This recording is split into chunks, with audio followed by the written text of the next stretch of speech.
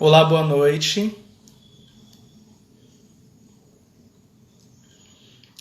Sejam todos bem-vindos e bem-vindas. Boa noite para quem está chegando. Bem-vindos, bem-vindas a mais uma live aqui da Escola dos Afetos. Eu vou escrever aqui o título da nossa conversa para quem for chegando.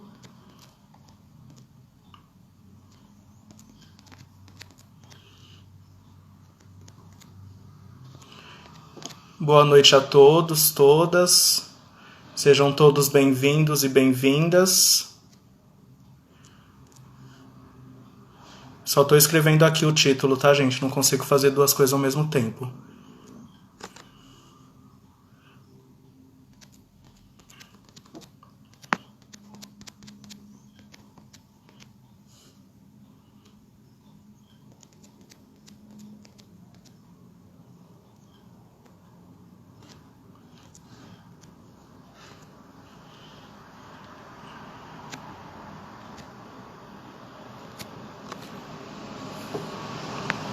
Pronto. Estava escrevendo aqui o título que eu não consigo fazer duas coisas ao mesmo tempo. Por isso que não deu para conversar aí com vocês que estão chegando. Sejam todos bem-vindos e bem-vindas a mais uma live aqui da Escola dos Afetos. A Escola dos Afetos, para quem não conhece, é um instituto especializado em saúde mental e sexualidade. E eu acho que esse tempo de pandemia, de isolamento social, é um momento em que nós todos somos afetados de algum modo, né? Inclusive nós profissionais da área de saúde mental, né? Então nós estamos sujeitos, né, a qualquer desses problemas que ocorrem com a população em geral, porque somos humanos também.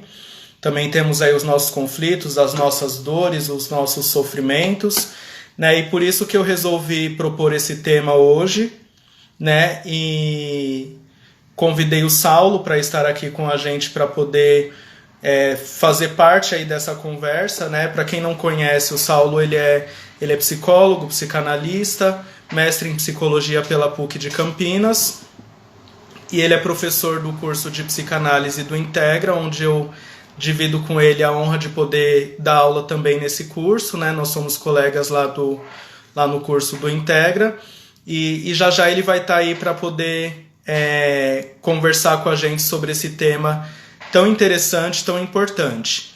Queria já dizer para vocês que estão chegando, fiquem muito à vontade para fazerem perguntas, para fazerem colocações, para contarem as experiências que vocês tiveram também. Essa live é nossa, né? Essa conversa é nossa, né? E é bem interessante se vocês também puderem contribuir aí com as reflexões, com as questões que vocês tenham, para que a gente possa fazer com que essa conversa alcance o maior número de realidades possíveis, né? Porque acho que a nossa experiência ela é limitada no sentido de que a gente vive num contexto, né, possivelmente muito diferente da maioria dos contextos que estão aqui representados por quem já está aí participando dessa conversa, né? Então é bem bacana se vocês puderem participar.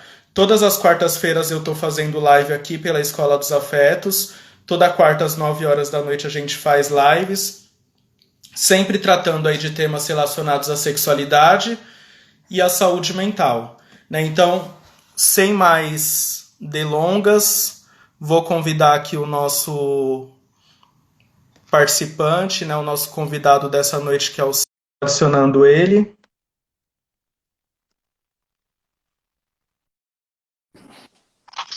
Pronto. Boa noite, Saulo. Boa noite, Fernando. Tudo bem? Tudo bem? Seja bem-vindo, né? Queria te Obrigado. agradecer aí pela disponibilidade, né? A gente divide o mesmo espaço lá no curso de psicanálise do Integra como professores, mas a gente se encontra com pouca frequência, né? Vou até Aham. sugerir para a Pepita para possibilitar aí alguns encontros, porque tem tanta gente bacana lá e a gente acaba, às vezes, perdendo de conhecer e de compartilhar aí as nossas experiências com outros colegas, né? Então, acho que a proposta aqui da live também é essa, né? De poder fazer essa aproximação, né? Sempre ouço muito falarem de você, lá os alunos do curso de psicanálise, e acho que é uma boa oportunidade aí para a gente poder conversar e aprender nessa noite, né? Então, queria te dar as boas-vindas. Já te apresentei, mas se você quiser aí complementar com alguma coisa que eu não tenha dito, né? Enfim, fique à vontade. Bom, obrigado pelo convite. De fato, a gente se cruza muito nos corredores lá, mas sempre você entrando numa aula ou entrando numa aula, né? Uhum. E eu fui conhecer sua fala, na verdade, naquele encontro com o sobrinho neto do Freud, Sim. né? Que você trouxe umas colocações, assim, cara, como ele fala bem, como ele é claro explicando sobre essas questões. O áudio tá bom aí? Tá fazendo Tá, barulho, tá normal.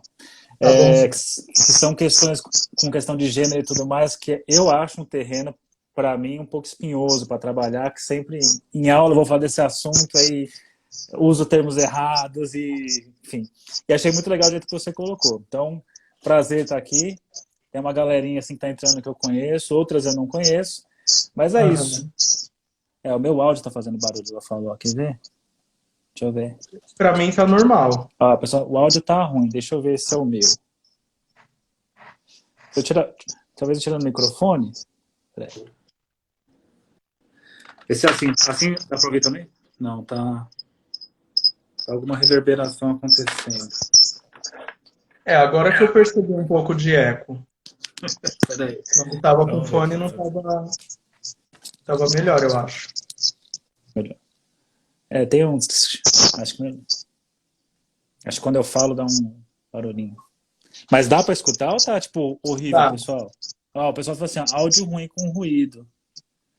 Mas dá para Hum... entender, gente, porque talvez seja também. acho que é o seu que tá reverberando. Você tá... eu acho que é isso. Não é, o seu não tá alto aí? Vê se é isso. Deixa eu ver. Ah, Gente, vê se melhorou agora. Eu diminuí aqui um pouco o meu. acho que melhorou. Aí, ó. Não. Melhorou? Aham. Melhorou, pessoal? O meu tá... Gente, acho que vai ficar com um pouquinho de ruído, mas, Então mas vamos faz seguir, parte do, segue. do ao vivo. Isso faz... exatamente. Ao vivo tem dessas, né? Bom, mas é Bom, isso. então, legal. Então, assim, eu queria começar aqui essa conversa e um dos motivos que me fez te convidar, né, além desses que eu já falei, foi o fato de você ter tido aí uma longa experiência no ensino superior, né, com formação dos profissionais de psicologia. E eu queria começar aqui com essa questão, que eu acho que é bem interessante, né, porque não só os profissionais de psicologia, qualquer pessoa que entra num curso de graduação, entra com uma fantasia muito grande, assim, de realização profissional, de que quando terminar a faculdade tudo vai se resolver, vai ficar rico, né, a vida vai super fluir, e a gente sabe que ainda mais pensando no Brasil, né, onde há uma desvalorização profissional em todas as categorias, isso acaba não sendo possível. Mas eu acho que tem aí talvez, né, daí eu quero saber de você e da sua experiência, talvez um fator aí que potencialize na formação dos profissionais de psicologia, que daí envolvem também questões emocionais, não é só o trabalho pelo trabalho, entende? Então, Uhum. queria que você compartilhasse com a gente um pouco, muito, assim, de maneira muito genérica, claro, né? Assim, qual que é o perfil desse profissional de psicologia nessa questão, assim, como que eles entram na graduação com relação a todos esses ideais e essa fantasia? Bom, eu vou falar um pouco, vou falar tanto da minha experiência como dando aula, mas eu queria contar só um pouquinho na época de quando eu entrei na graduação, que eu acho que é muito Legal. parecido, né? Eu gosto muito de... Todas as experiências que eu fui passando me ajudam a entender a situação do aluno quando eu estou lá no lugar de professor e o aluno. E, de fato, eu entrei na faculdade de psicologia e aquela brincadeira, você entrou em psicologia para se entender, não é mentira, né?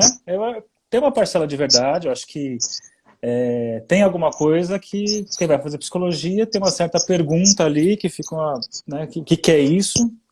Ou às vezes um outro discurso que é muito comum, né? Ah, eu tenho facilidade para escutar as pessoas desabafam comigo, não sei o quê, e acabo achando que esse é o perfil, mas eu lembro quando a gente começa a fazer psicologia, lembro na minha fase, a ideia, sim, que a psicologia é uma ferramenta para mudar o mundo, né? Então, isso é aquela empolgação gigantesca inicial, de fato. E aí, com o tempo, eu sempre brinquei com isso. Eu entrei na faculdade de psicologia achando que ia mudar o mundo, e aí, com o tempo, né, com semestres passando, eu falei, não, acho que dá para tentar salvar o Brasil. E aí, depois de mais um tempo, não, acho que dá para salvar aqui o São Paulo. Aí depois, não, minha família. Depois, olha, se eu sair vivo dessa, já está valendo. Se você vai estudando e a complexidade aumenta, né? E vai ficando mais difícil. Então, eu acho que essa esperança é muito interessante, né? A pessoa chega por essa via e aí você vai aprendendo ao longo da faculdade a limitação que é a sua área. E claro, e você vai assistindo, agora falar um pouco ainda como aluno, e você vai assistindo pessoas à sua volta que também entraram, talvez por alguns motivos desse preciso me entender, mas uma galera que não parece que não caminha, assim, fica uma coisa sintomática, usa de fato a faculdade como forma de fazer uma terapia. Então, eu lembro de, sei lá, era comum nas primeiras rodas que tinha da faculdade, o pessoal desabafar, porque na minha família, não sei o quê. Mas lá pro 8º semestre já tá todo mundo mais quietinho, né? E não, e tem aquela galera que continua desabafando, continua fazendo da mesma maneira. Bom, quando comecei a dar aula na faculdade, foi algo muito parecido, né? Muito semelhante.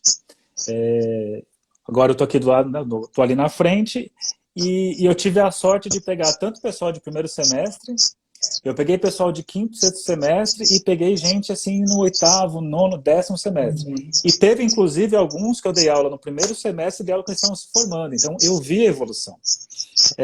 Então é muito interessante. O perfil, né? Tem a galera que de fato tá ali porque tem uma questão, tem uma interrogação gigantesca. Tem aqueles que estão ali, tem muita gente hoje em dia que o perfil é assim, eu já trabalho em RH em algum lugar e quero dar uma aprofundada, quero dar continuidade. Tem gente que faz que é por um sonho né, bem idealizado da questão da psicologia. E tem uma galera que de fato está ali sintomaticamente. Existem os alunos sintomáticos que estão lá. Na minha época, como existia o bacharelado e depois a clínica, alguns paravam no bacharelado, inclusive. Não estou dizendo que quem parou no bacharelado seja o sintomático, né? Eu lembro de casos que chegava assim, situações que tinha o TCC e falou, ó, agora é clínica. Clínica talvez essa pessoa não tenha condição de clinicar. Porque sabemos que quando você vai para a clínica, é outra história, né? E a psicologia, querendo ou não, ela vai desembocar na clínica em algum momento e certas pessoas, se não mudarem de posição ao longo da graduação, não têm condições de clinicar, né? Então, isso que eu fui vendo. Então, é interessante que eu veja esse pessoal empolgado. Aí você colocou, a pessoa sonha que vai ganhar muito dinheiro, vai se formar. Eu tenho um posicionamento assim, eu acho que psicologia é uma área que dá dinheiro, só que você tem que trabalhar certinho, né? Você tem que trabalhar constantemente, tipo, você é um cara que está sempre trabalhando, acho que isso é uma forma de captar, né? Eu já escutei isso de professores falando em sala de aula, assim, recepcionando alunos do primeiro semestre. Bem-vindos ao curso que você vai passar fome. E aí, eu acho que esse tipo de fala já mostra algo sintomático desse professor, né, um certo rancor com a profissão, não sei. E aí já chega transmitindo isso. E eu sempre tive a seguinte visão, a psicologia é a melhor faculdade que existe, porque quanto mais velho você ficar, mais credibilidade vão te dar. Então, quanto mais você fica velho, mais experiente você fica, mais repertório você tem, e não é um profissional que, ficando velho, ele fica fora do mercado. Pelo contrário. Quanto mais velho ele fica, mais ele assim, esse cara aqui é tal coisa. Então, vejo essas coisas acontecendo. E, de fato, aí eu tenho lá os alunos, que os alunos... um outro fenômeno interessante para colocar aqui, se eu estiver me alongando muito, você fala que a gente passa para outro ponto, tá? Tá bom. Uma coisa que é curiosa, que eu acho na graduação, assim, você tem os alunos, às vezes, que são muito inteligentes para as provas, Mas quando começa a hora do estágio, do clinicar, do contato com o outro, não tem isso. É muito cerebral, né? Então tem aquela coisa a lá winnicottiana, né? É muita mente e não entra a questão afetiva na história. Aí acabam querendo se distanciar, né, por conta do afetivo. Às vezes vai para uma abordagem mais racional ou até se afastam de vez. E tem pessoas que às vezes não tinham grandes talentos nas disciplinas para notas altas, e quando chega lá na hora de clinicar, começa os estágios, tem um baita de um talento. Então, você tem algumas cartas marcadas, assim, esse aluno você sabe que não vai. Tem uma galera antiética na história, né? Tem o pessoal que tem ali o pezinho na perversão, que você fala, cara, aí não tem jeito, e dá para marcar, né? E os professores se conversam, a gente conversa com a instituição, ó, tem que tomar cuidado com isso daqui, não sei o quê. Já aconteceu casos, né, de estar dando aula, por exemplo, e um aluno começar a entrar num delírio persecutório e eu fazer parte desse delírio. Então começou toda uma trama assim, persecutória, porque eu tenho um perfil, né? Quem já teve aula comigo sabe que eu provoco as pessoas, né? Eu acho que para fazer psicologia você precisa ser provocado, se sentir provocado e sustentar isso. A clínica tem muita provocação. Então, se você não suporta uma provocação, às vezes numa situação de sala de aula, como é que você vai suportar isso dentro da clínica?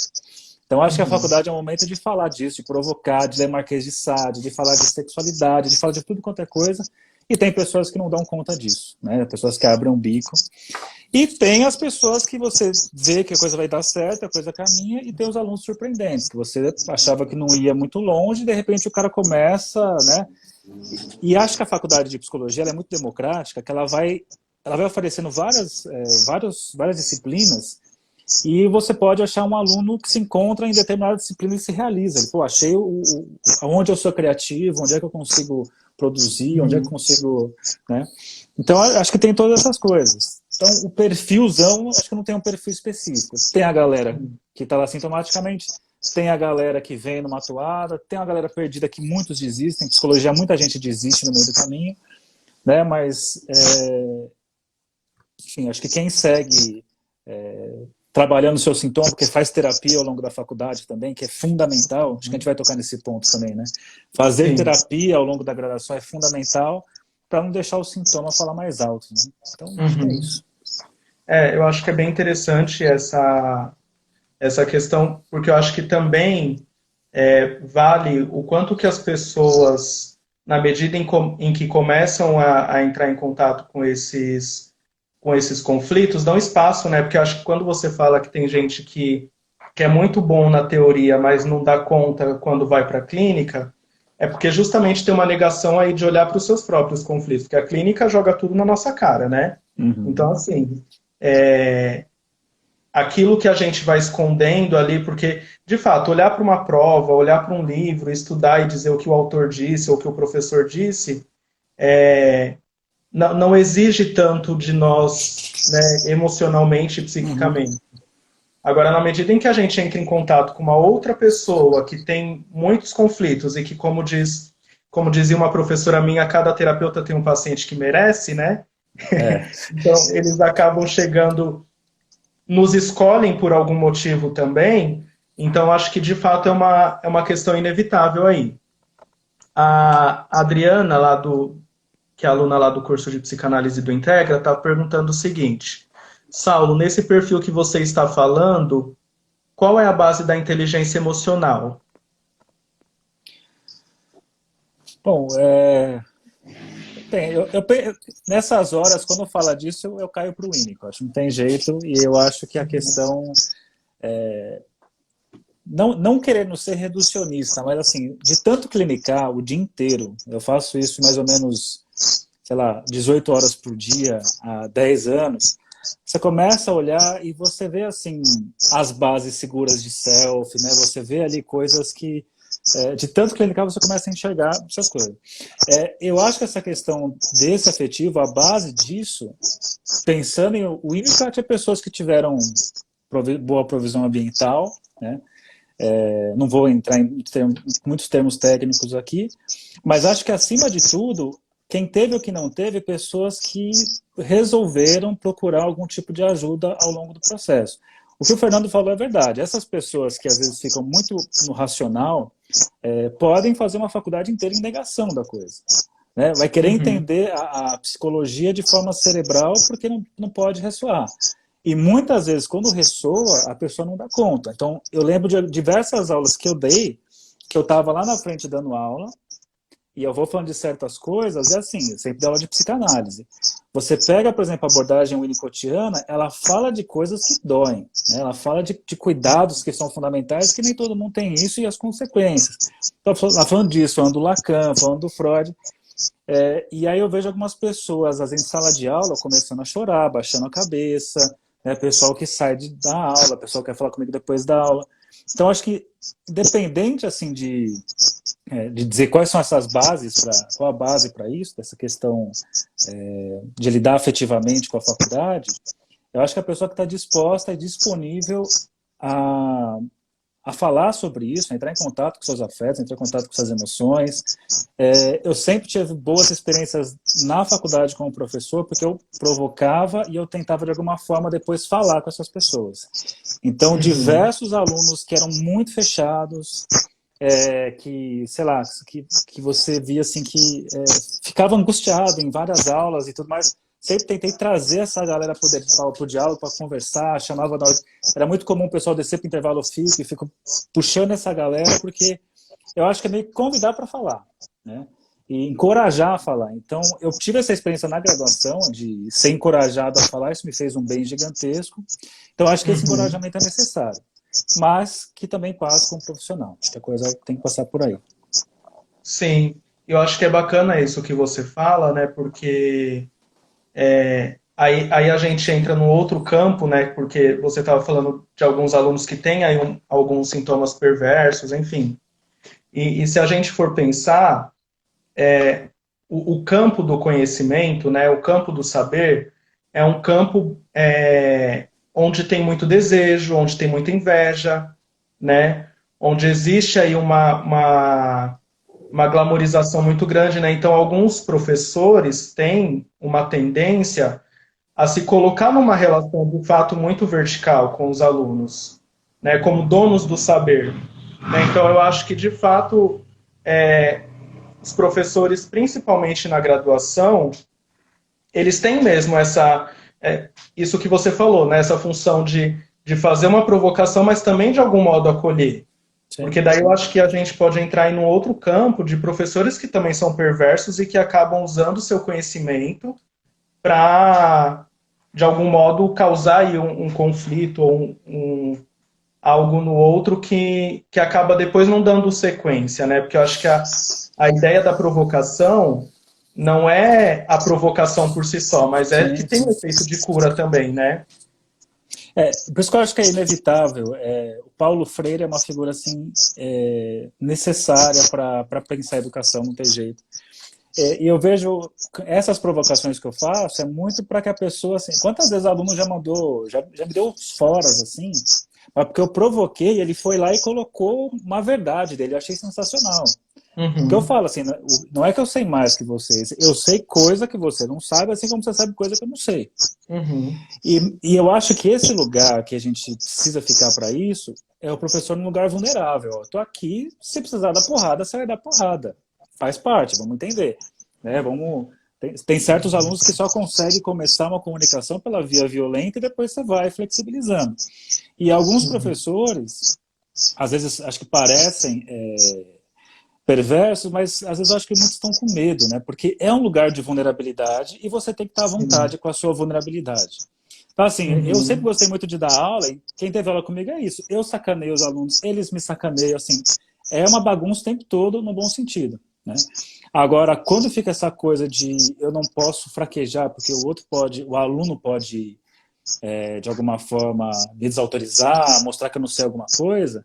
Então, acho que por conta desse medo, acaba, às vezes, tendo posturas perversas, né? E, de fato, existem os perversos. E tem a galera que tem aquela satisfação de dizer assim, eu sei e vocês não sabem.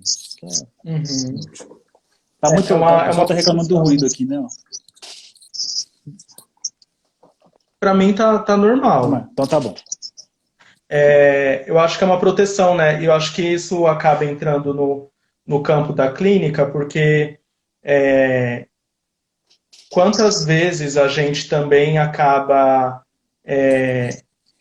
tendo aí os nossos conflitos com os nossos pacientes ou questões justamente para nos proteger, né? Porque Sim.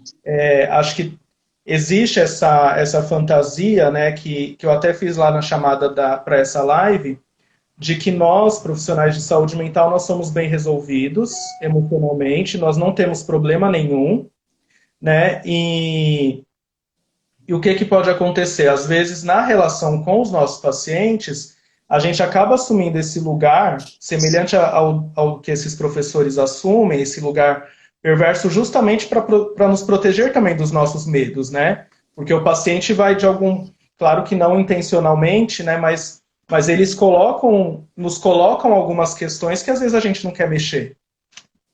Uhum, sim, sim. É aí que vem a importância da terapia, né? Uhum. E eu já escutei isso, às vezes, de profissionais. Ah, não, eu já fiz terapia no passado, mas na nossa área não tem essa, não tem fim nossa terapia. Né? Quem é psicólogo, atuante, quem é professor numa área assim, terapia não acaba. Então, eu enxergo assim, tem muitos professores que acabam, às vezes, cristalizando de uma forma, achou ali o lugar que o sintoma funciona sem muito prejuízo para ele, pô, e fica ali. E eu acho que fazer terapia é uma necessidade constante para o professor e também para o profissional. Então, Uhum. de fato, lidar na clínica, né? Se a gente for pensar, ainda mais na área que eu tô, que é psicanálise, que você não entra com nada antes, você vai descobrir o que vai aparecer, você está vulnerável. Né? Você está numa situação assim de, ó, eu não sei o que vai acontecer, é o imprevisível. E é de fato, tem gente que por conta dessa preocupação de que seja trazido alguma coisa que o afete, né, e nós somos afetados, acaba ficando nesse distanciamento, nesse controle super rígido, né? Então, acho que a terapia é fundamental por isso, né? Você precisa lidar com seus demônios ali, porque eu só escutar o seu demônio na boca do outro, né? Uhum. Na verdade, assim, é que nessa fala que você trouxe do cada terapeuta tem um paciente que merece, é uma fala que eu já conhecia também, eu falo isso para os alunos. E que, na verdade, é assim, né? Na verdade, é um fenômeno que realmente acontece, mas não porque, de fato, cada um tem o que merece, mas é porque você vai escutar coisas num paciente que você vai atender, e as coisas que te dói são as coisas que você não trabalha. Uhum. Né? Então, se você atender, sei lá, acabei de me informar, eu tenho lá 5 opções de pacientes. Os 5 que eu for atender, ele vai trazer uma questão certinha para pegar no meu calo, para pegar no meu sintoma. Por quê? É o ponto de surdez, é o meu ponto que eu não trabalho, é o meu ponto de angústia. Então, Uhum. necessariamente isso vai acontecer. E além da importância também de fazer a terapia pensando nos alunos, é que você vai pegando o modelo, né, também. Você precisa ver como é que é ser atendido para poder atender, como é que é ser cuidado para poder cuidar. Eu acho que tem essas vias. Sim. Eu acho que é importante a gente desmistificar um pouco isso, né? E sair um pouco desse lugar de especialista, né? De graduado, de pós-graduado, de mestre, de doutor e etc. Porque, como você falou, o outro, ele coloca ali os nossos demônios. Quer dizer, por mais que a gente tente se distanciar desse outro e ficar num lugar muito acima, as demandas do outro vão nos colocar no mesmo nível, né?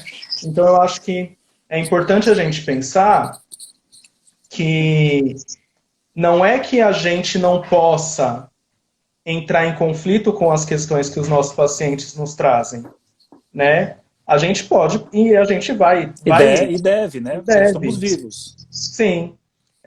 Mas o que acontece? Eu acho que a grande questão é o que fazer com isso, né? Na medida em que a gente percebe que tudo aquilo que está acontecendo com a gente tem a ver com a gente e com aquela relação que a gente estabelece ali na terapia, e a gente vai em busca de ajuda na nossa terapia, na supervisão, eu acho que esse é um ponto importante, né? O quanto que a gente se coloca também como humano, como Jung diz, né? Que a gente deve conhecer toda a técnica, toda a teoria, mas quando a gente estiver diante de outra alma humana, a gente tem que ser outra alma humana. E aí tem gente que se protege com a técnica, né? Que Sim. com medo da alma humana encontrar outra alma humana, enfia a técnica doidado. É nessas horas que eu falo assim que eu não gosto muito dos freudianos, lacanianos, winnicottianos, que tentam ser a caricatura do cara, né? Que Sim. fica tem uma fala do Winnicott, acho que ele fala assim: quem quiser se tornar freudiano, se tornar junguiano, precisa se curar da neurose do Freud, da esquizofrenia do Jung. E aí o Adam Phillips fala assim: quem quiser ser winnicottiano precisa se curar do distanciamento da sexualidade e da função do pai. E eu acho isso, qualquer autor que você quiser seguir, você precisa se curar dele porque o sintoma dele está ali. Né? Uhum. Então, acho que isso te desengessa, né? Acho que isso possibilita uma clínica criativa. E para ser criativo, você tem que se deixar ser afetado pelo outro. Ser Sim. afetado, mas não atuar desse lugar. Né? Mas no Uhum. momento que você deixar de ser afetado porque por uma questão de sofrimento, aí tem um problema sério, você perdeu a capacidade de se reconhecer no outro, ou de se reconhecer em você. Então, acho isso muito difícil da nossa área, porque eu particularmente, eu, quem me conhece assim de aula, eu sou meio durão em aula, mas eu sou assim, puta de um coraçãozão, né? Então as coisas me afetam muito. Então eu vejo cenas básicas na rua que ninguém tá vendo, aquilo ali me destrói. Só que Uhum. eu tento pegar isso que me destruiria e transformar num manejo que possa me manter de pé e de alguma forma dar suporte pro outro. Aham. Gente, eu queria só fazer um parênteses aqui. Tem várias pessoas fazendo comentários, tá? Os comentários são super bem-vindos, mas infelizmente a gente não consegue ler todos, senão a gente acaba não conseguindo aqui, porque o Instagram, com 1 hora de live, ele encerra, né? Então a gente está sempre focando nas perguntas, tá? Então fiquem à vontade para fazer comentários, mas o que a gente vai acabar lendo são as perguntas. Inclusive tem uma aqui. Saulo, sobre esse ponto da análise constante para professores e analistas, qual sua opinião para os demais profissionais da saúde, como médicos? Ah, é bem interessante essa questão, né? Porque eu acho que também existe essa outra, essa falta de cuidado. Eu acho que agora na pandemia isso acaba sendo potencializado e a gente percebe o quanto que os profissionais são mal formados tecnicamente e emocionalmente, né? Como que é para você essa questão aí? Eu sou suspeito, né, cara? Eu acho que todo mundo deveria fazer terapia, que é uma Uhum. experiência assim. Você ganha tanto com terapia, né? Você às vezes fica com os medos bobos que te privam de tanta coisa e às vezes eu vou pegar uma fala aqui de um, não lembro o nome do cara, mas ele fala assim ele fala com relação à psicanálise, mas acho que vale para psicoterapia em geral. Que ele vai dizer assim: a vida por si só é uma psicanálise. Então, quando você chegar no fim da vida e teve uma vida saudável, assim, você faz aquele balanço, né? Você percebe o quanto você exagerou com certas coisas, quanta coisa você se privou e não precisava, quanta importância para coisas bobas você deu, quantas coisas você tinha que dar importância e não deu. Só que você só descobre aos 46 do segundo tempo. Aí ele Sim. fala: a terapia possibilita você descobrir isso aos 45 do primeiro tempo, aos 30 minutos do primeiro tempo. Então você consegue, às vezes, resolver coisas e tem tempo pela frente. Então, eu acho isso Uhum. muito legal. E aí eu acho que, de fato, as pessoas precisam fazer terapia. Médicos é um público assim muito necessário. Situações de estresse são grandes. Eu atendo muito médico, assim, que às vezes faz plantão em 3 lugares e não sei o que, e está Sim. sempre a milhão para frear. Advogados, juízes, policiais, cara. Policial é uma área muito carente disso. Quanto é necessário, policial, bombeiro, esse pessoal que trabalha assim com situações limites, é muito importante. Então, eu acho que todo mundo deveria fazer e esses profissionais que trabalham com situações limites deveria ser obrigatório, né? É muito necessário. Sim. Eu também acho, porque principalmente se pensar nos profissionais de saúde, né? Hoje a gente está enfrentando aí um momento extremamente atípico, né, com a pandemia, em que muitos profissionais estão tendo que lidar com luto a todo momento, né? Aquela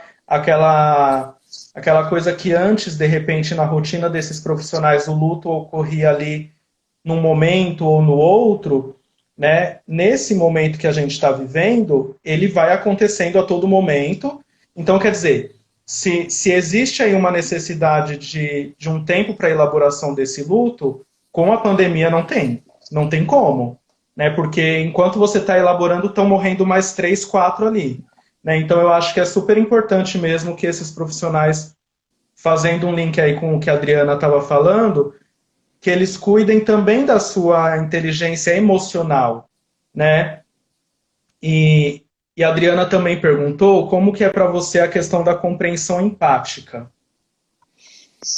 Compreensão empática, eu tô dizendo no sentido de reconhecer o outro como humano, né? Como semelhante, como alguém que sofre.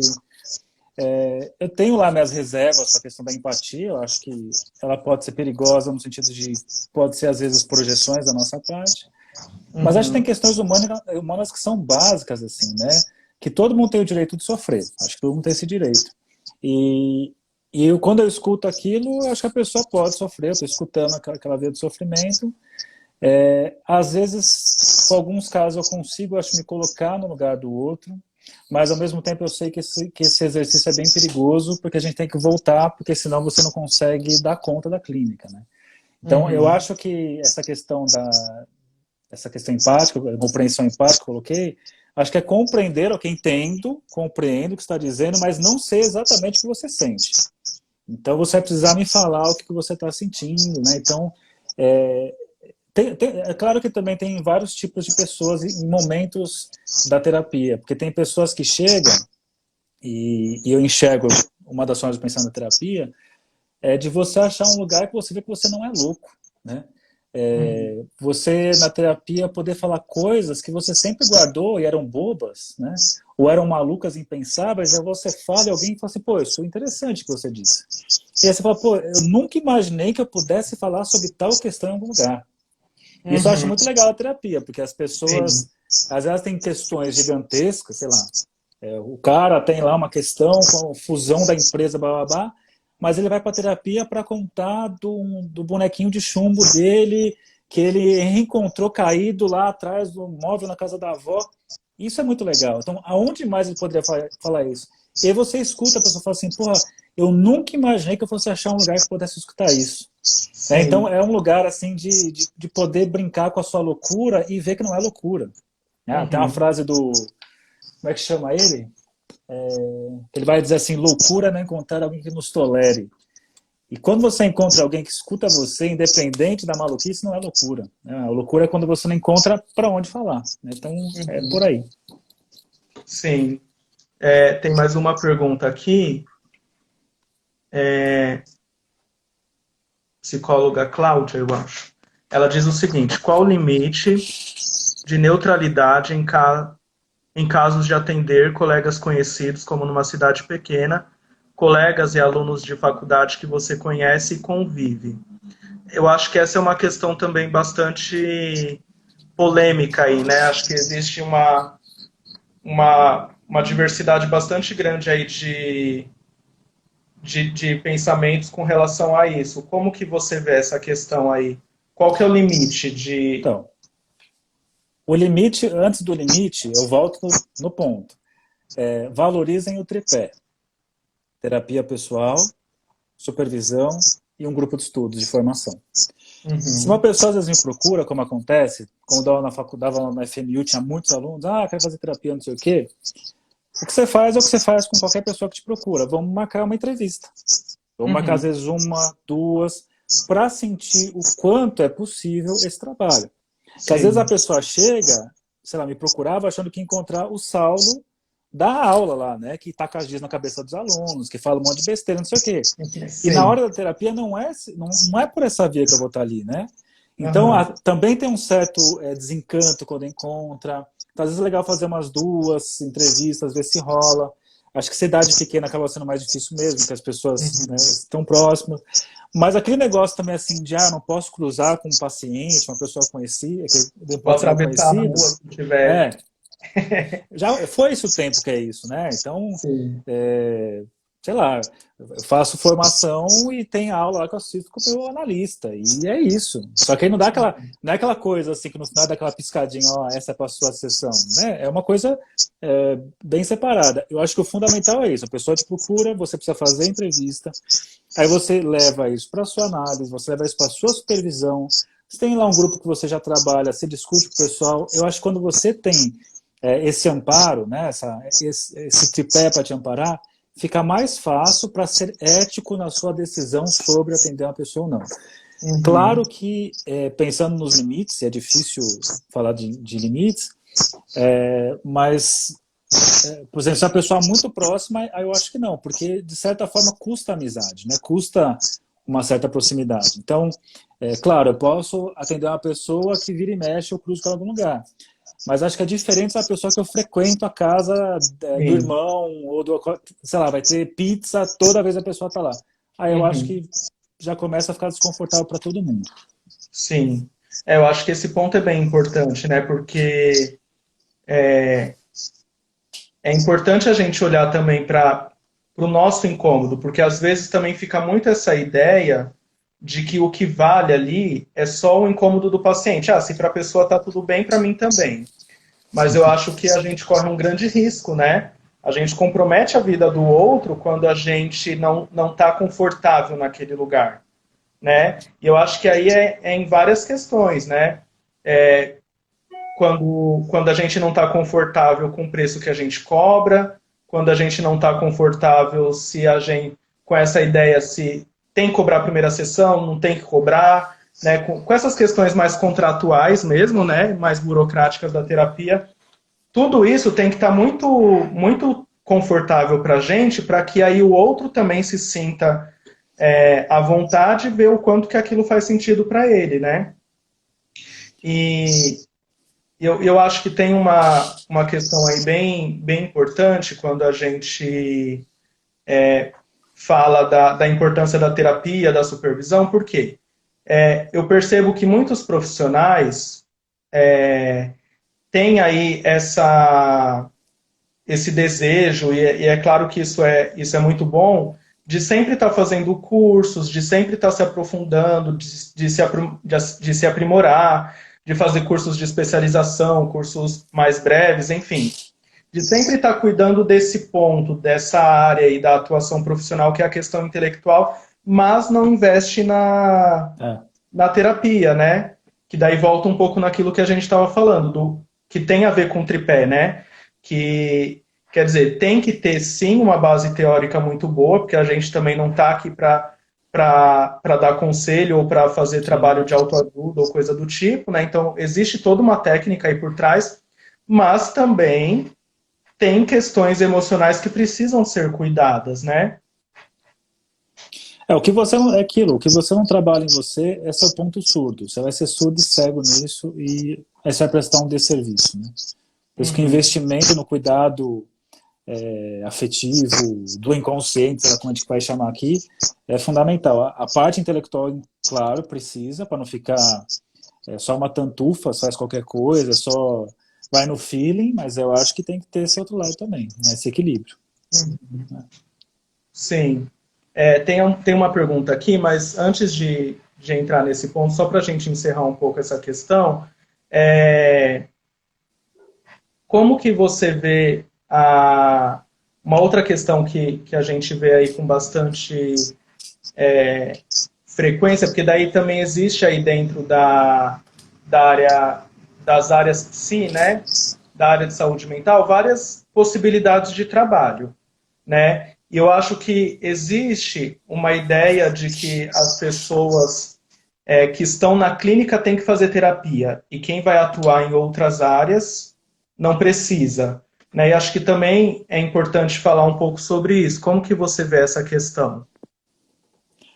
Então, eu volto para o mesmo ponto. Acho que a terapia é uma... Assim, quem está na clínica tem que estar em constante tratamento, acho.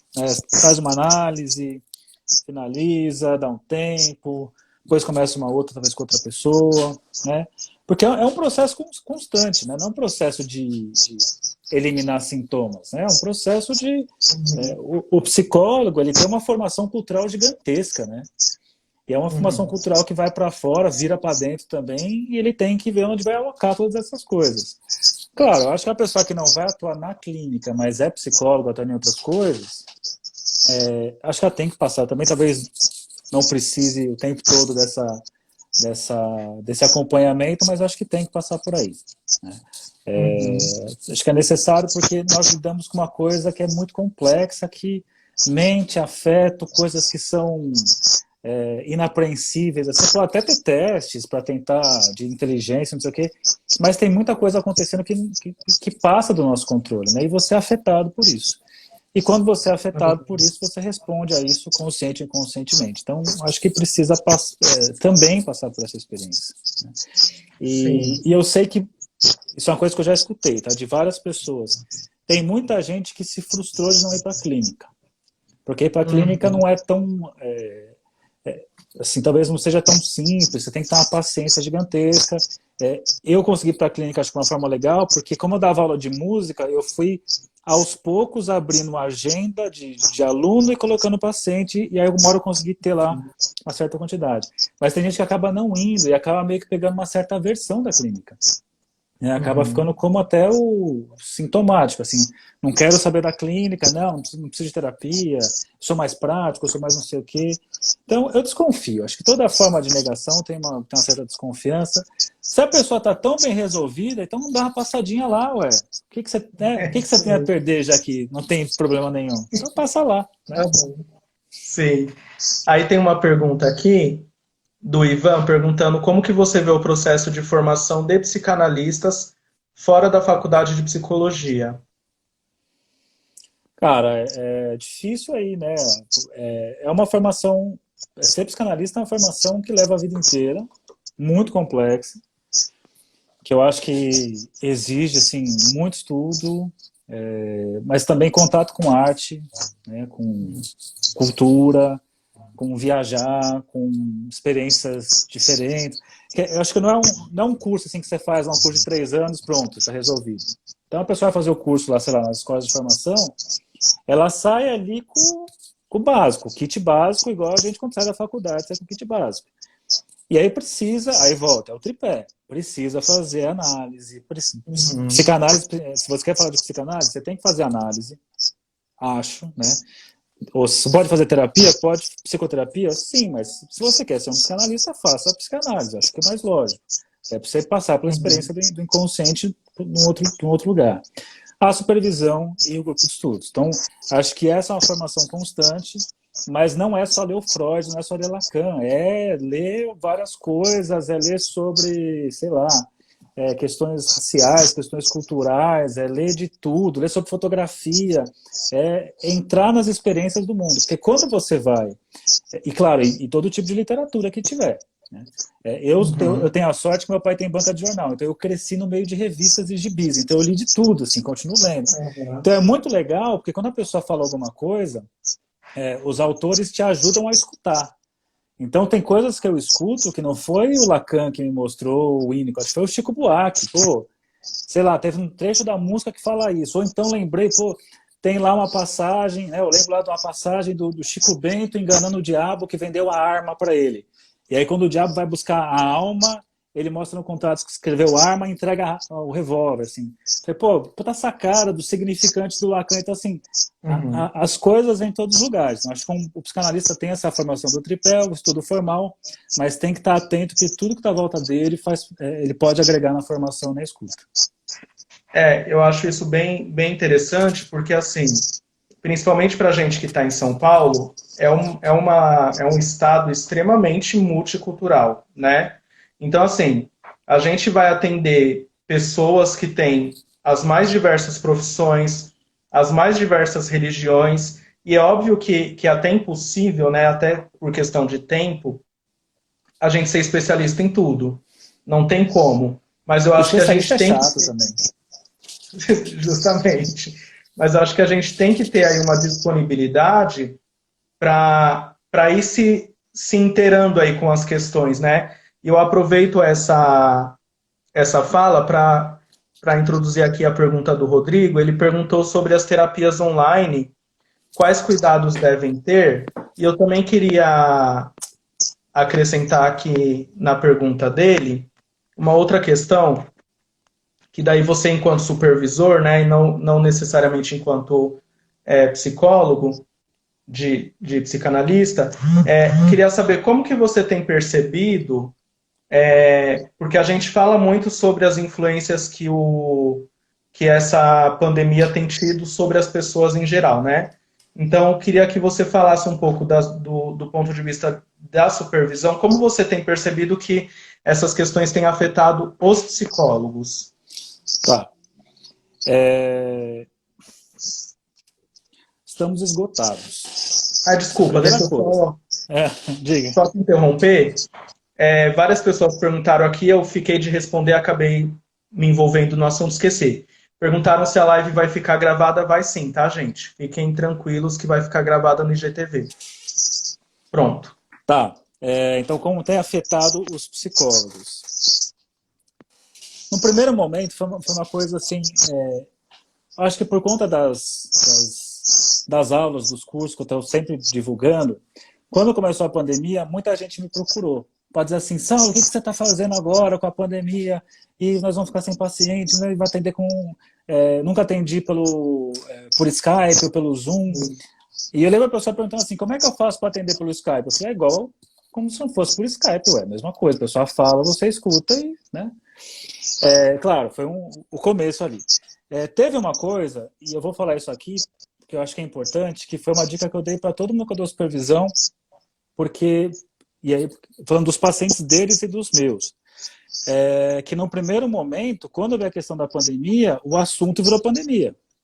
E claro, né, pandemia, não sei o que, só que desde o começo eu não esqueci do princípio do deslocamento, que nós deslocamos para uma coisa inflamada para deixar passar a boiada por aqui.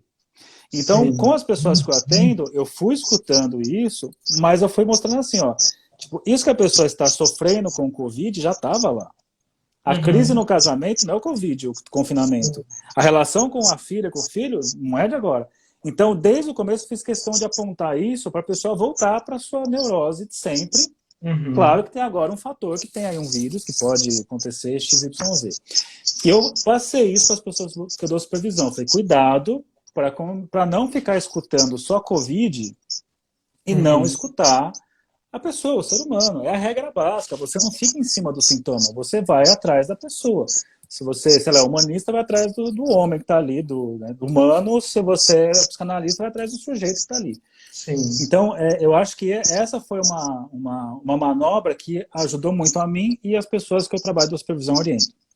Mas sobre como eles estão se sentindo. As pessoas estão cansadas. Os psicólogos, os que trabalham mais, estão muito cansados. Atender por vídeo está sendo uma baita ferramenta, né?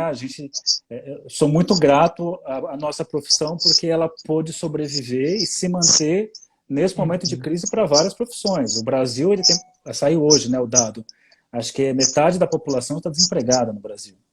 Então, assim, é uma coisa assim, muito séria, é muito triste e nós conseguimos manter. Só que, por um lado, tem isso de manter, ok, mas tem o desgaste do virtual e tem uma coisa, Fernando, que isso eu vejo nos pacientes, nos psicólogos, em mim, é a sensação de não ter fim. Porque o que acontece? Eu estou aqui com você, Sim. Eu desligo aqui, meu filho já está aqui. E meu filho não está nem aí. Ele tem 4 anos, ele quer brincar de Hot Wheels. E acabou. Então, você acabou de escutar, sei lá, 5, atendi de manhã, 5 pessoas, histórias difíceis, não sei o quê, e você desligou aqui, você sai, você já dá de cara com a família, já dá de cara com o filho, dá de cara com a esposa, com o marido, não sei o quê.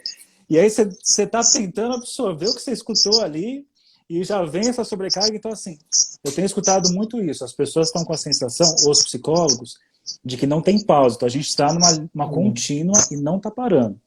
E aí eu tenho falado para eles, façam pausas. Né? Não dá para atender igual atende, eu acho. Né?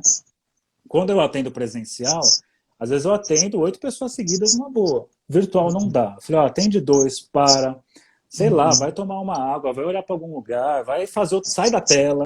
Eu tenho minha guitarra aqui sempre comigo, né? Sempre apareço de uma forma para conseguir manter. Mas assim, as pessoas, eles estão muito esgotados. Alguns que eu conheço estão preferindo nesse momento dar uma pausa, né? Para retomar depois o processo. Mas quem dá continuidade está sofrendo com esses efeitos que eu falei. Sim. Eu acho que isso que você falou sobre as pessoas, né, de terceirizarem aí as suas angústias para a pandemia ou para o Covid, que eu acho que esse lugar de objeto, ele é extremamente tentador, né? E Sim. sedutor.